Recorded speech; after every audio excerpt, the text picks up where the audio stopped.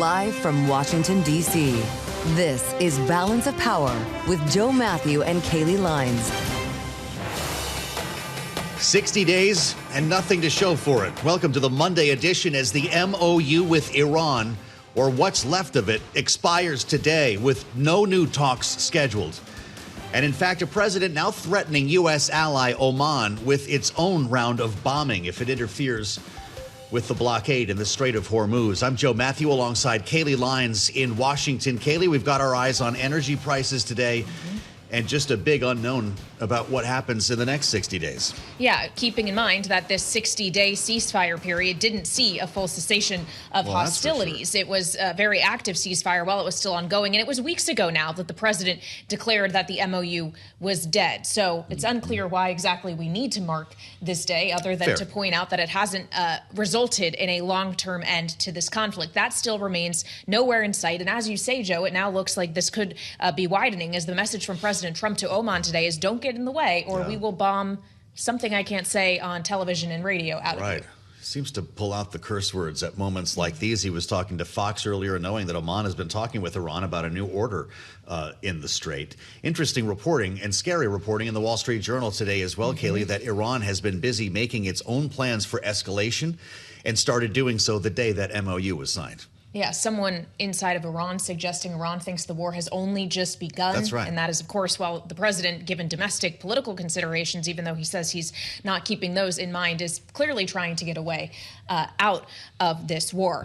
At the same time, in a different theater, the president also abruptly canceled planned joint military exercises with South Korea, directing the defense secretary, Pete Hegseth, to pull back on those joint exercises, citing what President Trump says is a good relationship he has with North Korea's Kim Jong-un. Yeah, that's also a very curious move, and one that Seoul is not terribly happy about here, obviously putting North Korea ahead of our allies in South Korea. Something that is curious at the moment here. The president making that announcement on Truth Social, saying that it's too late to cancel it. So I guess a stripped down version is underway. I guess so. We'll get the latest on everything we just discussed with Tyler Kendall at the White House in just a moment. But first, let's check on how markets are doing as we kick off the trading week. And for that, we turn to Amy Morris here in Washington. Hey, Amy. Hi, Kailey, and you're absolutely right. Everything you've talked about also hitting the markets. We've got a couple of things going on here. Traders concerned about the war in Iran and AI providing a boost to tech stocks. They're kind of working against each other. We check markets for you all day long here at Bloomberg. The S&P 500 down 0.25%. NASDAQ little changed on the upside. The Dow is down 0.4%. Russell 2000 index down 0.25%. But the Philadelphia Semiconductor Index now more than 2.5% higher, about 2.7% higher at this point. Oil also moving higher. WTI approaching $83 a barrel and Brent crude topping $89 a barrel. AI-linked stocks are higher after Anthropic told prospective investors that its preliminary second quarter revenue was $11.5 billion. That's an at least 14-fold increase versus the same period a year ago.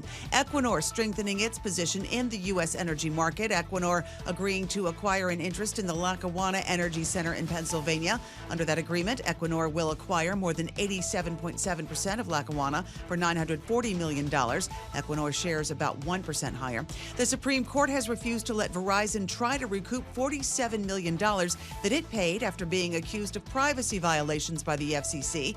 Verizon says it only paid that money because it was misled by the FCC's characterization of the forfeiture order.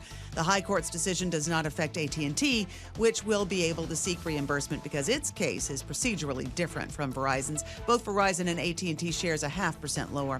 For on-demand news 24 hours a day, subscribe to Bloomberg News now wherever you get your podcasts. I'm Amy Morris. That's Bloomberg Business Flash. Let's go back now to Balance of Power with Joe Mathieu and Kailey Leinz. All right, Amy Morris watching the markets for us. Thank you so much. And thanks for joining us on this Monday here on Bloomberg TV and radio as we mark day 60 of the 60-day ceasefire period that was established between the U.S. and Iran in the originally signed Memorandum of Understanding, which, of course, all fell apart weeks ago. In the MOU, originally, it was supposed to dictate that the U.S. would lift its military blockade in the Strait of Hormuz. That blockade, as we're on air right now, is still intact. And the Strait of Hormuz, of course, was supposed to open entirely. That also hasn't happened, despite President Trump's repeated suggestion that, in fact, it is completely open for commercial transit. Of course, President Trump has made many claims to the effect of the U.S. being able to control this waterway, including over the weekend when he actually suggested that the U.S. might be able to just take over the Strait of Hormuz as a territory. Listen. And after we finish defeating Iran, which is being very badly defeated, pretty soon I'll be declaring the Hormuz Strait a territory of the United States. Maybe the 51st state instead of Canada, although he did chuckle there, and we're just going to assume that that was a joke. We're more concerned with the news of today, with the MOU officially behind us now and no new talks scheduled. In fact, as we've been discussing, the prospect of escalation when it comes to Oman, not to mention Iran's own escalatory plans back at the U.S. Ahead of our conversation with Michael Allen from Beacon Global Strategies, we get an update now from Tyler Kendall, Bloomberg Washington correspondent, is at the White House right now. Tyler, are we hearing anything from the administration about a resumption of talks, another attempt at diplomacy? Joe, at this point, we haven't gotten an update besides for the reporting from Fox News earlier today, where President Trump renews this threat now against Oman. President Trump himself saying in that interview as well that he is in no hurry when it comes to striking a deal, seeming to reiterate what this White House's position has been in recent weeks in terms of opting to squeeze Iran from an economic pressure standpoint instead of reverting to military operations. We'll have to see where this ultimately evolves from here. The administration has long said that they would rather opt for diplomacy. But when it comes to this threat against Oman, while alarming, of course, in terms of the headlines that came down, we can say that that threat and those tensions have really been building at this point for months. I actually was in the cabinet room back in May when President Trump first threatened Oman, saying that he was going to blow them up if they don't behave, was the phrasing that he used. And at that time, we had just been hearing about the idea that Oman was working with Iran on fees for the Strait of Hormuz. The latest update today, and the context needed, is that we got this update from Iranian state media saying that Iran and Oman are still engaged in what they called intense discussions about what governing the Strait of Hormuz could look like, reiterating that even if they strike a deal, that doesn't necessarily mean that the strait is going to fully reopen. Well, we continue to watch this space, Tyler. I also want to bring some headlines to our audience's attention coming from Politico, confirming Chinese President Xi Jinping's intention to visit the White House in September. At least the White House is confirming that she will indeed visit on September 24th. According to Politico, she will be in the U.S. from September 23rd to the 25th. So this is a pretty brief trip, perhaps not going to attend the bulk of the United Nations General Assembly in New York. That is also happening that week, Tyler. But this is especially interesting as we look ahead to that visit and we consider the moves the president is making in the Asia-Pacific region, as it was just within the last 24 hours that he called off joint military exercises with South Korea's military. Yes, in part that has to do with countering North Korea, but that's also our presence there is also supposed to be a deterrent to China. No? How does this all fit together? Right, exactly, Kailey, especially considering that the aircraft carrier in that region, the USS George Washington, is now moving over to the Middle East. That is raising questions about some of the positioning of U.S. assets when it comes to deterrence in the Indo-Pacific. Briefly on the political reporting regarding China, we had already had a sense that this was going to be the timeline when Xi Jinping would make his visit to the U.S. We are really waiting for China's confirmation on this. We don't typically get that until right before the visit happens, so that's what we're going to keep our eyes peeled on next. But President Trump's announcement overnight that he was directing the Pentagon to scale back these military drills. I was catching up with one of our analysts at Bloomberg Economics who said that the drills are still largely proceeding as planned, just due to the divvying up of the amount of troops that are involved in these drills. But it does go to show a list of reasons why President Trump, according to himself, said that he wanted to scale these back, including costs, including his dismay with South Korea regarding the conflict in Iran, but then also his relationship with the North Korean leader. And Joe and Kailey, 2 points on this. We actually heard from South Korea's government earlier today, which responded positively to President Trump's comments about Kim Jong-un, saying that they would welcome renewed dialogue with their neighbor. And we also heard from China saying that it would welcome renewed dialogue between the U.S. and North Korea, saying, quote, "We have noticed relevant reports. Maintaining peace and stability in the peninsula is an interest of all sides." All right, Bloomberg's Tyler Kendall live at the White House. Thank you so much. And as Tyler alluded to, this Korea issue doesn't seem to be separated from Iran. At the very end of his True Social post and announcing his directive to pull back on joint exercises, the president did say, "I recently asked the president of South Korea if they would like to join us in the denuclearization of the Islamic Republic of Iran, and they said, no thanks. Thank you for your attention to this matter." Also attentive to this matter is Michael Allen, managing director at Beacon Global Strategies and former special assistant to President George W. Bush in the national security sector, who is back with us in our Washington, D.C. studio. So, Mike, good to see you. We'll get back to the South Korea move in a moment. Just on the state of play when it comes to Iran. As of today, the 60-day MOU has officially expired, if we were even thinking anyone was still abiding by it in the first place. There is nothing in place to replace it. So where are we, and how long can we sustain this current position? Well, the way it, I think, is best explained is that there are two clocks going on. There's a clock of how long can the United States sustain oil prices where they are, the American consumer, of course, and how much longer can Iran sustain itself if we're continuing with a blockade of the Straits of Hormuz. Yeah. And so it's generally thought that... So this is just a big waiting game now. It's a big waiting game, but we may be, or President Trump may be, disadvantaged by how much longer it might take for the blockade to actually work, and it might punish him in the midterm elections because, of course, the American consumer might suffer. So I think we have a lot of competing aims right here, and I think that's what the president's probably trying to work through. I think he's content now because it's very explainable to say that we have a blockade going on and their economy's terrible, but there's a lot more to it than that. What do you make of Wall Street Journal reporting today about Iran girding for something much larger? After we signed the MOU that would have expired today, the president went home to celebrate. Iran started making plans. Yeah. In fact, gathered hardline leaders to come up with a plan to escalate. IRGC takes more control of the regular army. Hardened veterans of the war with Iraq and past internal crackdowns are promoted, as we saw last week, expanding domestic counterintelligence operations, ramping up production of missiles and drones. Yeah. This has just been a warm-up act, according to this story. Yeah, I think definitely when you have such a big shattering event as war with the United States and Israel, you're going to think, what do I need to do to re-up my own game? We've done this. Israel did this after October 7th. And I think it's definitely the case that the Iranians are feeling at once we need to rebuild some capability that we lost, but also we have a lot of new leverage that we didn't have prior to this conflict. And so let's figure out how to exercise it to the best of our ability. Let's figure out how we might be able to reestablish, if you will, what used to be called the Ring of Fire, which was Iran's sort of dominance within the Middle East. And I think everything that you see listed within that article is part and parcel of the types of things that I believe the national security infrastructure, the IRGC, inside of Iran feels like they need to do in the short to medium term to get back up to snuff, because they're still in a conflict with us and with Israel, and we're still formidable, even if we're a little lost right now.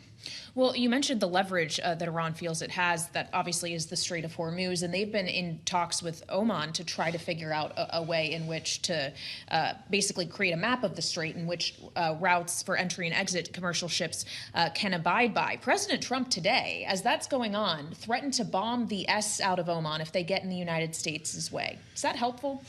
I don't think so. I mean, if he has intelligence or actual information, maybe that they're totally turning their back on us and agreeing to some sort of toll, well, then maybe they need a steep reprimand from the United States. Like bombs? No, not like bombs, and not necessarily a public warning about it. I think it's more effectively done in private. But I'm not sure exactly what we're accusing them of. If they've turned their back on us, they're deserving, at the very least, of some sort of diplomatic dressing down. But I didn't think it was the right it was sort of out of left field this morning on, and I guess we're going to learn more about it today as all the Bloomberg and others begin to unpack what motivated the president to say that. Indeed. If Iran is busy mobilizing, what are we doing? We've been hearing reports of B-1 bombers, B-52s being stationed in the UK. We have air-to-air refuelers that are being added to the region. Are we quietly preparing for the same thing? I think we are. I think the president has to restock sort of the theater, if you will, and still hold out the credible use of force. It is true. I do believe what experts, of course, have said, which is that the Iranian Revolutionary Guard Corps that doesn't care about necessarily the economy as much as it affects their people as they ordinarily would. But we have to find some combination of economic pressure, and maybe that's the blockade, plus the use of military force that's going to give us the right amount of leverage so that we eventually can get into some sort of diplomatic agreement. I know it looks bleak now because we haven't made much progress, but we have to think about what exactly are we going to do? If we're not going to do a full escort mission, are we going to try to guide more commercial vessels through the Straits? If we're not going to do that, well, then what set of military pressure might get the Iranians' attention so that we can get out of this? If we could switch gears to South Korea, Michael, and the president today instructing the defense secretary to substantially reduce joint military exercises, in part on the basis, to quote the president directly, of his very good relationship with Kim Jong-un of North Korea. Is North Korea really so passive a threat that the U.S. should be considering pulling back in our coordination and presence in South Korea? Are they not currently supporting Russia, for example, in the war with Ukraine and testing their own ICBMs? Well, good point. You beat me to it. I mean, here we are. We have this, what people call the axis of upheaval. We have North Korea that works with Russia, that works with China and with Iran. They're sending as many, I saw an estimate of new 50,000 troops going to Russia to fight Ukraine. So I'm not sure that we're totally considering the wide breadth of issues that we have against North Korea. And by the way, it's in our interest to do these these exercises inside of South Korea. We want to establish or keep deterrence ongoing because it ensures that North Korea doesn't do anything militarily against South Korea. So it's in our interest to have this sort of presence. And by the way, it's the Trump administration that wants to do more in Asia. So I'm not sure why it's a great idea for us to say, hey, you know what, we're going to take down some of the capability that we would ordinarily exercise with you. And for what reason? I don't know what they've done that deserves it. Well, would this have happened if South Korea helped us out in the Strait? I don't think so. I don't know. But that's what he's kind of pointing us to. Right? I guess that's what he's saying. But that was a long time ago. You know, this was weeks ago, and so the whole world sort of told us, no, thank you. Well, that's true too. and that's because, you know, and look, I think the NATO should stand up and help us also. But it is true, we didn't exactly give them a heads up on anything. And I remember working legislative affairs in the Bush White House, and Congress would say, if you want us there on the landing, we better be there on the takeoff. And so, you know, and so I think by now we ought to have worked through all these issues with some of our allies, and I'm not sure it's really in our interest to say we're not going to participate in something that benefits us in order to punish you. Sounds like with our remaining 20 seconds here, you think Pete Hegseth should also be briefing Democrats on Capitol Hill when it comes to asking for money? I think so. I know we're in the most politicized times ever, but yeah, of course. You should get up there and tell them what you want to know. You want to try to convince them, even if they're not going to praise you on television. Right. Privately, they may need to know, you know what?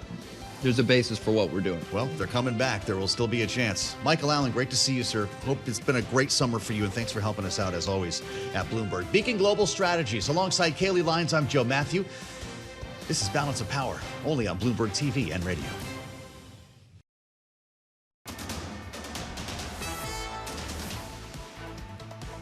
It's 1:21 on Wall Street. I'm Amy Morris. This just crossing the Bloomberg terminal. The Justice Department now probing venture capital firm Andreessen Horowitz over whether its investment partners are improperly serving on the boards of competing AI companies. The companies at issue include Databricks and Fivetran. Fresh Middle East violence stoked concerns about an escalation of the war that has jolted global markets, dragging down most shares in the S&P 500. And we check markets for you all day long here at Bloomberg. The S&P 500 now down 0.3%. NASDAQ down about 0.25%.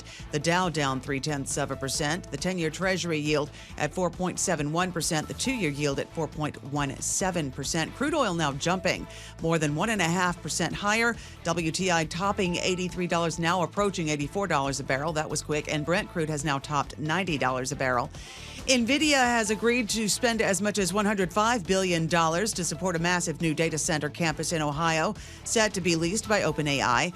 OpenAI will secure up to roughly 8 gigawatts of computing capacity from the Pike County complex. The first 800 megawatts are expected to come online at 2028.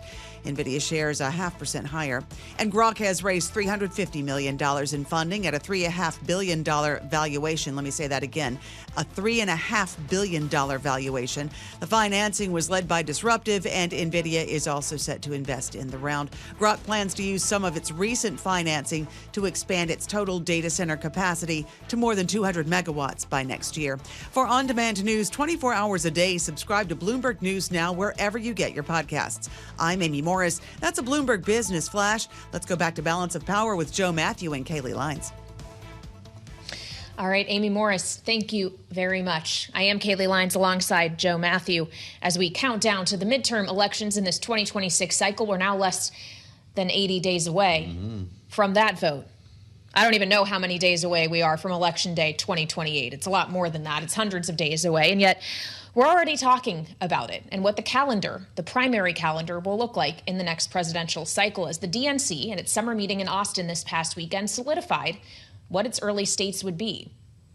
They're not starting in Iowa like the Republicans will. Instead, it will be South Carolina on January 22nd, followed by Nevada on February 1st. Then we get to New Hampshire, of course, typically the early state as well as the third state on February 8th. The DNC, of course, Joe, says that this is going to be more representative of the Democratic Party in terms of demographics, but this isn't going down without a little consternation. Well, no, and we've seen this movie before. Yeah. We've actually had this argument a lot of times when it comes to racial diversity, economic diversity.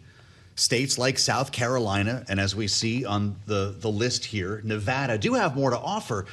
But there's a lot to be said for the process in states like New Hampshire and Iowa, overwhelmingly white, clearly, but provide an opportunity for face-to-face retail politics in a way that other states have not been able to. And remember when we went to New Hampshire in the last cycle, there was no one there except Vermin Supreme because the DNC decided to penalize Democrats, and they pulled the plug on the delegates from that state. I'm assuming we're going to have a similar event because it's actually part of the state constitution in New Hampshire that they be the first. So no matter when you decide to make some other state the first, they simply jump the line.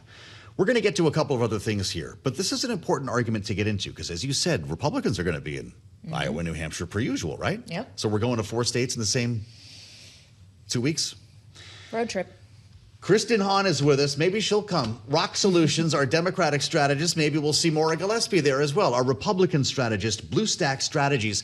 Kristen, as our Democrat, can you tell me if this is worthwhile? Because it does bring quite a bit of chaos to the process, especially if you're sidelining delegates in a place like New Hampshire. Well, I'm not sure we're sidelining delegates. I mean, it's the process. That won't happen?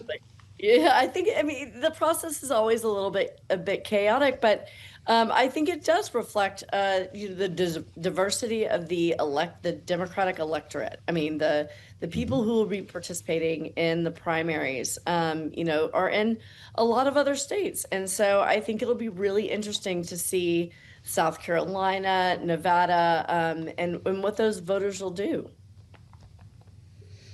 Well, so when we consider those voters, Kristen, just quickly, who do those kind of demographics favor in terms of thinking about the arc of the Democratic Party and the spectrum of potential candidates from the far left to more center left?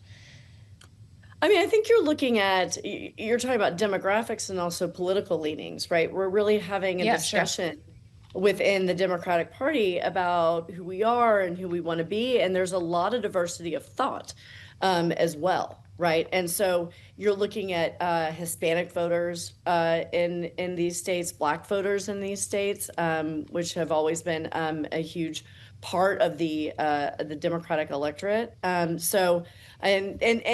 these groups are also not monolithic. Right. I mean, they think differently about different candidates. And I think that there's a lot of, like I said, diversity of thought and different ideas out there. So I think this will be an actual really interesting primary, because we're going to have to come to an agreement or an understanding of where we want to be and where we want to come down as a party in 2028. Maura, will Republicans keep the traditional calendar? We're actually seeing headlines today that Pete Hegseth is back in Iowa making remarks. Will it be the normal Iowa caucuses followed by New Hampshire primary for the GOP? I suspect it will. I think that they're a pretty well-oiled machine. The RNC has upwards of $120 to $130 million cash on hand, whereas the DNC is in debt by $2 million. And so I do think that they are looking to do something to shake things up and to appease the party leadership that is making these pushes for a change in the primaries and where they line up in terms of January through February. But yeah, I don't see the Republicans changing course in that capacity. But I do think what it speaks to on the Democratic side, obviously there is a contingent of voters who are frustrated with the status quo and are looking for change. And I think that there is a discrepancy between those change candidates and what the party leadership under the Democrats want. And so they're having that struggle, and you're seeing it play out. When we think about Iowa in particular, Maura, there is a non-zero chance Iowa could send a Democrat to the United States Senate in this midterm cycle. Josh Turek actually is competitive in many of the polls that we're seeing. And I wonder what that may indicate about the political swinging of that state. And if it were to go first in a Republican presidential primary in 2028, how that might color things. It'll be really telling. And I do think that you're not wrong and that there is that potential. And I would say it's largely because Iowa, what Joe is and what we were both talking about here is that it is that face-to-face, that relation to Iowa and to Iowans and being able to talk to them about the issues that impact them directly. They don't need somebody from D.C. who's telling them how they should feel. They want to talk to their neighbors who are going to represent them. And I do think that you're seeing that reflected in the trust that they have with the candidates who are running. And so if they feel as their trust is going to be a Democrat who's going to deliver for them, they're going to vote that way. And I would say the same thing on the Republican side. If they felt that person was going to deliver and could deliver in the current environment, then they would do as much. I think that's very unique, but also special to Iowa and what they're looking for from their representation. What's happening in Alaska, Kristen, Hawn? Mary Peltola, which is a Democrat representative not everyone may have heard of, received an endorsement from Kamala Harris. In any other world, this might be considered a good thing for a Democrat trying to get some national recognition. But Peltola rejected the endorsement, knowing, of course, that Kamala Harris lost Alaska by a long shot. Why not just take the endorsement and not advertise it? Is this the future here for Kamala Harris?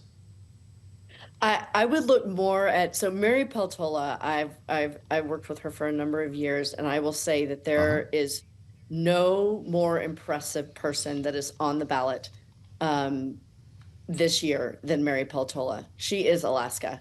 She knows that state. They love her. I've been saying it for a long time. Alaska's been a sleeper. And you're seeing it play out right now. And Mary's going to... Kamala Harris had really nice things to say about her, too. But Mary's going to do what Mary's going to do. She's got a great political intuition, and she also knows the people she represents. I mean, she was a member of Congress at large, right? Which means, like, you represent the whole state already. That's right. And she knows her people. And so she's not a flip-flopper. She says what she believes, and so take her at her word. Well, and when we consider her opponent in November, it will be a Dan Sullivan, maybe unclear more which Dan Sullivan. There's two of them in the contest. Only one is the incumbent Republican senator. Sorry, Kristen, go ahead. No, thank you for bringing that up. I mean, I was actually just having a conversation about this last night. I'm sorry to interrupt you, Kailey. But it's a huge, people don't know which, Sullivan they're voting for. So that's it's a major issue on the Republican side of the ballot. He had turned this around at one point, didn't he? And then they decided to let this go. It went back and forth in the courts repeatedly. Let's see how that's allowed. I guess the Dan's Sullivan is what we're going with versus the Dan Sullivans. Maura, feel free to weigh in on which one we should use, and also how. But a complicated primary like this, when you're running against someone of the same name and then trying to compete in what could be a very competitive general election, sounds like kind of a tough gig. Certainly does, and I wonder how either often this could ever happen again because it is such a unique situation. I would hope that it doesn't happen too often, because I do think it's probably very confusing for the voters.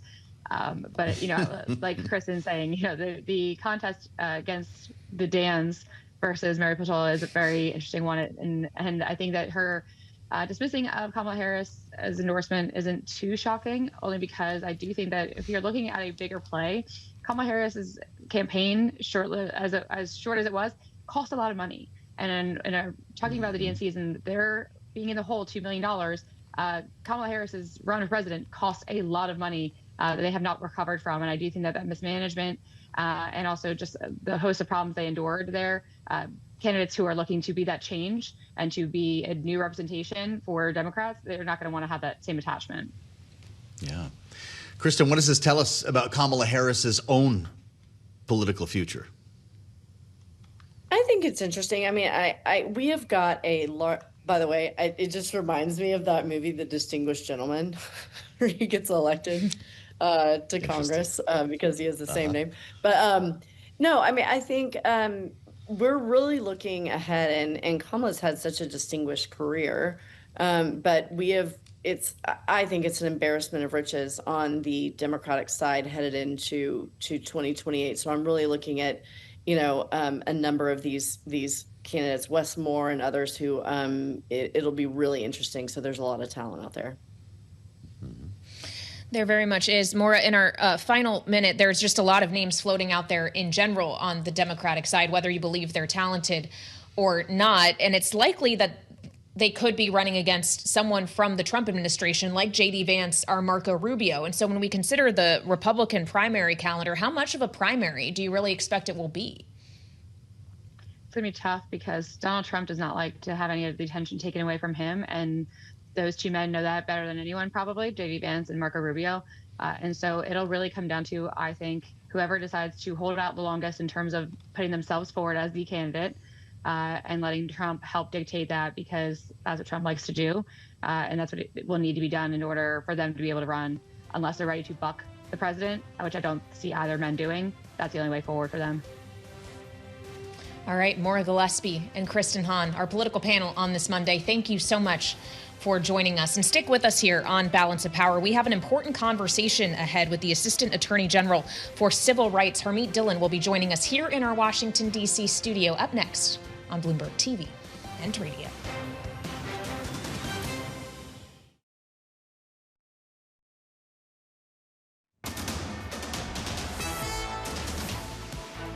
It's 1:40 on Wall Street. I'm Amy Morris. Sources tell Bloomberg that Mark Walter has explored selling his stake in Chelsea Football Club to Clear Lake Capital, the majority owner of the London-based football club. TWG Global, Walter's holding company, has been looking to pull off a range of deals in a bid to clean up loans on his insurer's balance sheet that have drawn scrutiny from federal prosecutors.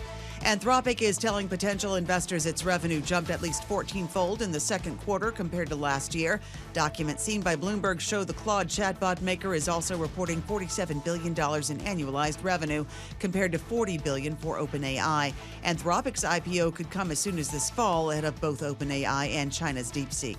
Worries about escalation in the Iran war now pushing stocks lower and oil higher. We check markets for you all day long here at Bloomberg. The S&P 500 down 0.4%, NASDAQ down 0.3%, the Dow down 0.6%. The 10-year Treasury yield at 4.72% and the 2-year yield at 4.17%. Crude oil now more than 2% higher. WTI topping $84 a barrel, and Brent crude is closing in on $91 a barrel. Snapchat slipping. The stock Snap is set to end its win streak over the past two sessions. Snap has dropped about 33% year to date. Snap now more than 3% lower. For on-demand news 24 hours a day, subscribe to Bloomberg News Now wherever you get your podcasts. I'm Amy Morris. That's a Bloomberg Business Flash. Now back to Balance of Power with Joe Mathieu and Kailey Leinz. All right, Amy Morris, thank you so much. We're keeping an eye on the White House as President Trump is meeting right now with the 16-year-old lifeguard who you may have seen on videos circulating on social media earlier this summer, rescuing a boy off the coast of California. If the president makes any newsworthy remarks, we'll, of course, bring them to you on Bloomberg TV and radio, especially if he weighs in on what's happening in the Middle East and the Strait of Hormuz, which, of course, has been crucial in dictating the direction of energy prices and, by extension, inflationary pressures. We, of course, course, saw cooler inflation data in the form of CPI and PPI last week, thanks to the easing in energy pressures that we saw for most of the month of July. But you know what isn't really cooling off all that much, Joe? Is the prices of beef, which just continue to climb. They're still around record highs. That BLS data in the inflation report last week found ground beef averaged $7 and roughly 12 cents a pound in July. That's ground beef. Ground beef, not even the steaks. You want the prime ribeye, you're going to pay a lot more for that. I was looking at these prices too. Up overall, because there are a lot of different categories in the way that they are measured, 12% year over year, including a 14% increase for beef roasts. Ground beef up 25%, and it has a lot to do with capacity. Supply and demand playing in here with the closure of Tyson's big Lexington, Nebraska facility, cutbacks at the Amarillo, Texas plant. Eilina Peng, Bloomberg News agriculture reporter, has been doing some great reporting on this and will give us a sense of exactly what's going on right now and maybe where we're going. Eilina, thanks for joining us. She's at World Headquarters in New York. It does appear with these continued closures and the lowest herd in 75 years that these prices could keep rising, no? Yeah, no, absolutely. We're very much in a situation where supply is still tight. The U.S. cattle herd has been so small for so long, and we're starting to see signs of that rebuild finally, but that is a years-long process that also requires like a little bit more supply tightening before things get better. And so what we really see both from the later end of the supply chain is meat packers trying to address that by pulling back capacity. Basically, the rationale there is there will be less competition for cattle, therefore the prices will come down. And we're also starting to see some pushback in terms of the consumer demand, where we're not really seeing demand destruction, but what we're seeing is prices and volumes sort of leveling off.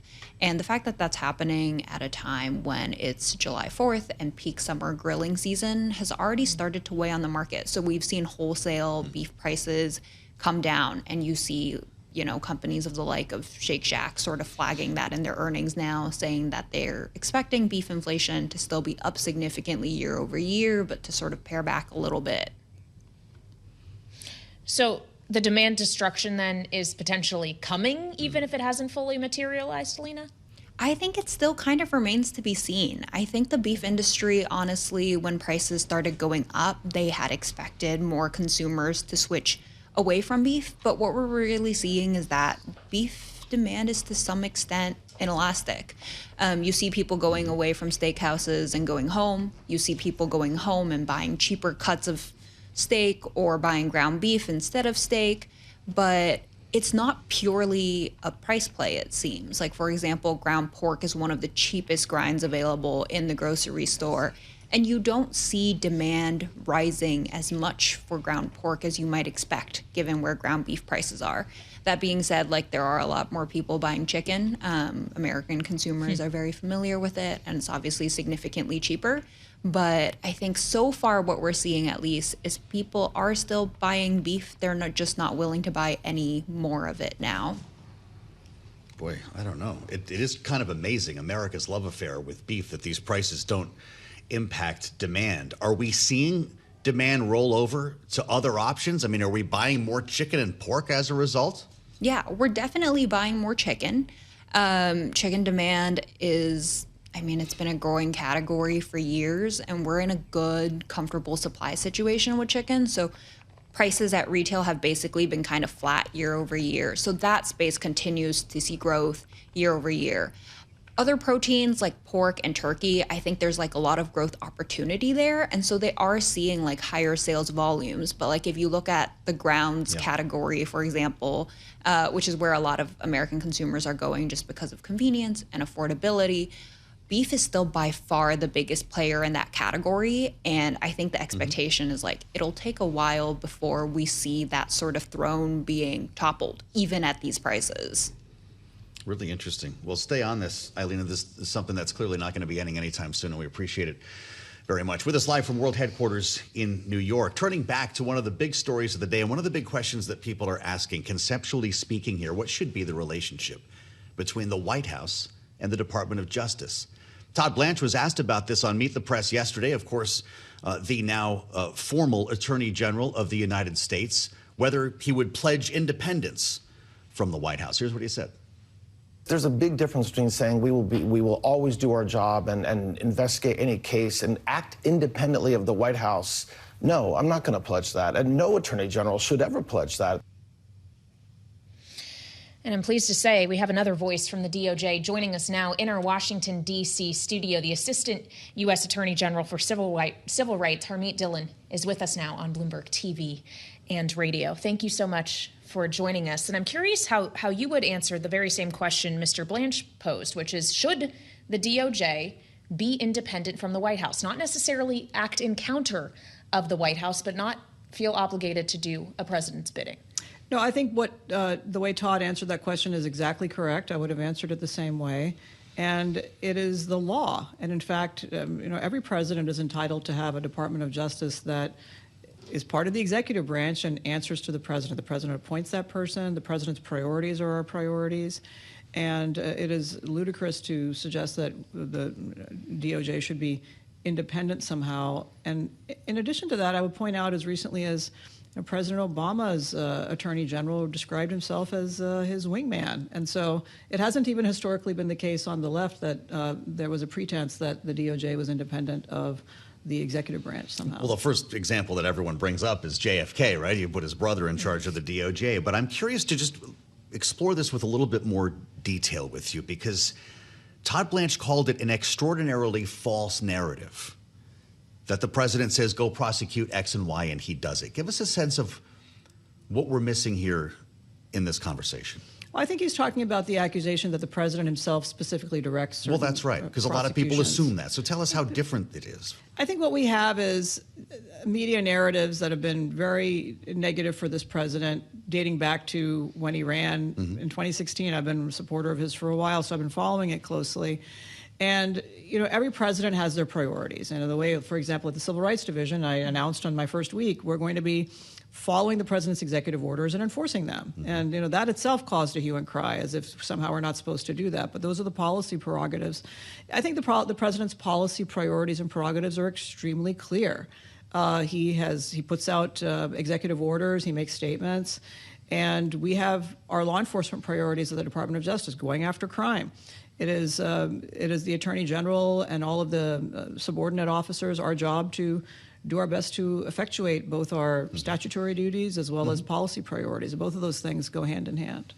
Well, when you talk about policy priorities and going after crime, how does that pertain to the 2026 midterms, this cycle that we are in now, as we've obviously seen resources deployed to polling sites for monitoring as recently as last week's primaries? There is obviously an effort surrounding voter rolls. What more should we be expecting of the DOJ when it comes to election security and perceived vulnerabilities? So we began our election security work almost as soon as I was sworn in last April. This is an ongoing duty and obligation. And by the way, it is no different than in Democrat administrations. In and out since the 1957, the United States Department of Justice Civil Rights Division has sent monitors to election hotspots, polling places, to increase voter confidence, to troubleshoot problems.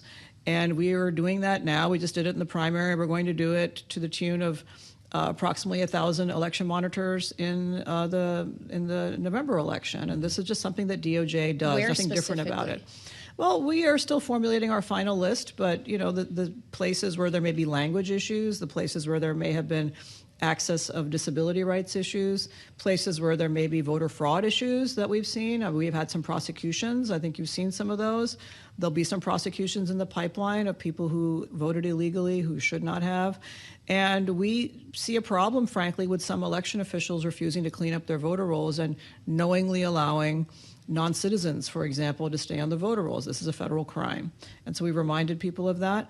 But overall, the goal is not so much going after one voter here or there. It is increasing all American citizens' confidence in our elections, and that requires us to enforce our laws. What's your biggest concern about election security beyond voter fraud? We've been hearing stories about cyber attacks on municipal water systems just in the last couple of weeks that some believe are coming from Iran, for instance. Are you monitoring foreign actors ahead of this election? Well, I'm not going to comment on that kind of level of thing, but I will say that the concern about having elections that all Americans can feel confident in is a high priority of this White House. It's something that I frequently meet with other agency heads on, and Department of Homeland Security is involved in it. The Postal Service is involved in it. And we really want every American to get out there and vote and feel confident in the outcome. That's an important part of it, is not just vote, but also feel like you can accept the outcome of the elections. And over the years, we've had Republicans and Democrats. Hillary Clinton and Stacey Abrams have both come out and said, they didn't accept the outcome or they didn't like what happened in their particular election. So this is a bipartisan issue, and it's a bipartisan problem, and we want people from both sides to be able to accept those results. To return to your point on non-citizens being on voter rolls, it's one thing for them to be registered. It's another for them to actually go to the polls and vote. Can you give us a sense in terms of scale, how many documented cases there have been of a non-citizen actually casting a vote? Well, first of all, both of those are crimes. If they knowingly register to vote. Sure, but sometimes it can be inadvertent. Like in the New Jersey case, It's not a crime if the state made a mistake. Sure. But it's a crime if you register to vote when you're not a citizen to vote in a federal election. New Jersey itself has admitted hundreds of cases, and I think the scope is actually much larger of non-citizen voting. And these are people who flagged themselves, according to New Jersey, hi, I'm not a citizen, and then they went ahead and voted. And so we don't know the scale of this problem because 2/3 of the states are refusing to cooperate with the Department of Justice's efforts to help them clean up their voter rolls under the Help America Vote Act, NVRA. We've requested this information under the 1960 Civil Rights Act. And so we would love for all the states to cooperate with us. But in the states that have cooperated with us, there are hundreds of thousands of dead people on the voter rolls, and there are tens of thousands of people who are not citizens on the voter rolls. And so to go through each of those, I'm not going to accuse anybody without doing the arduous process of checking that list against the voter rolls and see how many people voted. And then we refer those cases to the U.S. attorneys, our colleagues in the U.S. Attorney's Office and the FBI. So it's a long trek between getting those voter rolls and then prosecuting somebody. We've only got about a minute left in the program. Can you get that work done before November?